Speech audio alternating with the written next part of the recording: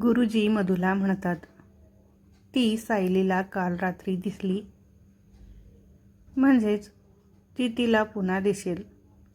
तू जास्त काळजी करू नकोस आणि उद्या सायलीला माझ्याकडे घेऊन ये. मग आपण ठरवू काय करायचं आहे ते. तू आत्ता घरी जा. मधू, हो ठीक आहे गुरुजी, येतो आत्ता. काळजी घ्या. रात्रीची वेळ असते, सगळे झोपलेले असतात. सायलीला जाग येते आणि अचानक तिचं लक्ष खिडकीकडे जातं. तिकडे तिला कोणाची तरी सावली दिसते.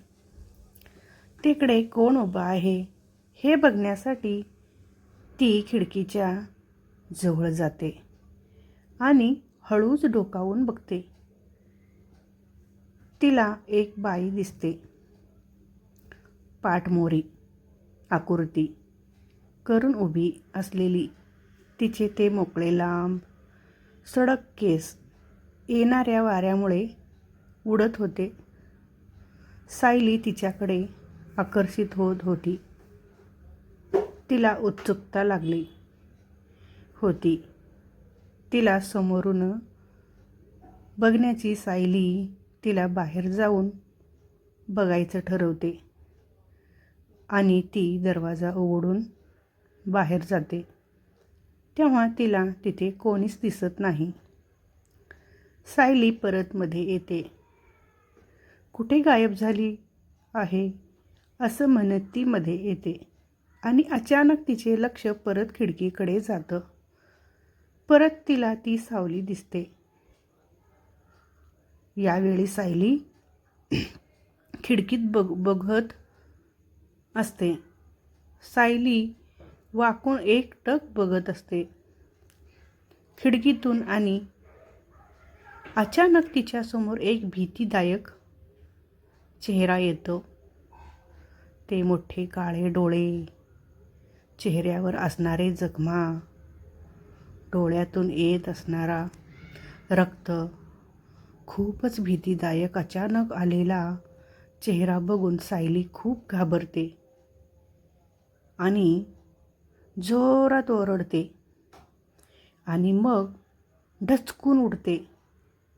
हे तर स्वप्न होतं. उगाचच इतकी घाबरले. कसलं भीतीदायक होतं हे, असं मनात बडबडून ती पाणी पिण्यासाठी जाते आणि अचानक तिचं लक्ष खिडकीत जातं. तर तिला तीच स्वप्नातली बाई दिसू लागते. तशीच पाठ मोरी आकृती करून उभी असलेली. तसेच तिचे केस हवेमुळे उडत होते.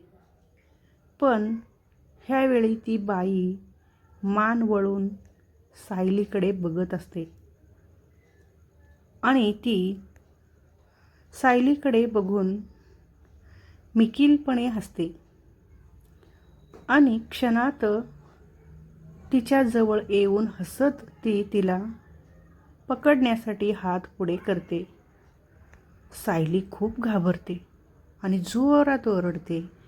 तिचा आवाज ऐकून घरातले सगळे जागे होतात.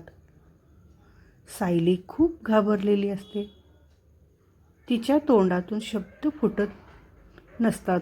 आई तिला जवळ घेते. बाळा, काय झालं तुला?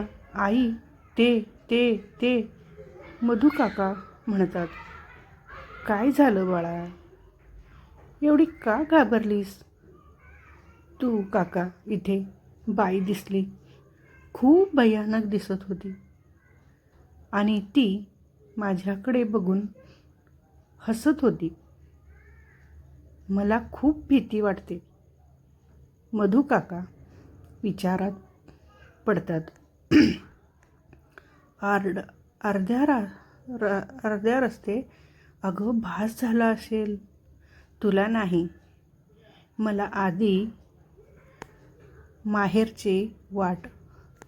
प्राताला मला स्वप्नात पण दिसते आणि तीच मला सत्यात पण दिसते. बघ, म्हणजेच तुला स्वप्नात दिसलेली बाई तीच तू रिअल लाईफमध्ये इमेजिन केली. तुझ्या मनाचा खेळ आहे हा सगळा. नको घाबरूस, झोपून घे. हे माझ्याजवळ झोप. सायली आईजवळ झोपी जाते. मधू काकांना काही झोप येत नसते. त्यांना राहून राहून एकच प्रश्न पडत असतो, ही लक्ष्मीच असेल का? जर लक्ष्मीच आहे तरी सायलीला कशी दिसते? सायलीचा आणि हिचा काय संबंध? उद्या सायलीला गुरुजीकडे घेऊन जावे लागेल. तेच काय ते सांगतील आत्ता. गुरुजी काय सांगतात सायलीला? आणि लक्ष्मीचा न काय संबंध असेल? आणि लक्ष्मी ही कोण? बघूया पुढच्या भागात. नक्की बघा पुढच्या भागात काय घडणार आहे, लक्ष्मी कोण आहे. चला भेटूया पुढच्या व्हिडिओमध्ये. नमस्कार.